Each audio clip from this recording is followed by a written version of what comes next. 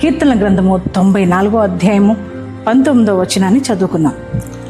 నా అంతరంగముందు విచారములు హెచ్చగా నీ గొప్ప ఆదరణ నా ప్రాణముకు నెమ్మది కలుగు చేయుచున్నది. ప్రైజ్ దేవుని పిల్లలారా, చూడండి, మరి దావీదు తన యొక్క జీవితంలో అనేక శ్రమలు, అనేక శోధనలు, అనేక పోరాటాలు, ఈ పోరాటాల వల్ల మరి తన జీవితంలో నెమ్మది లేకున్న పరిస్థితుల్లో, విచారంతో ఉంటున్న పరిస్థితుల్లో ఆయన అంటున్నారు, అయ్యా నీవు ఇచ్చే గొప్ప ఆదరణ నాకు నెమ్మదిని కలుగు చేస్తుంది.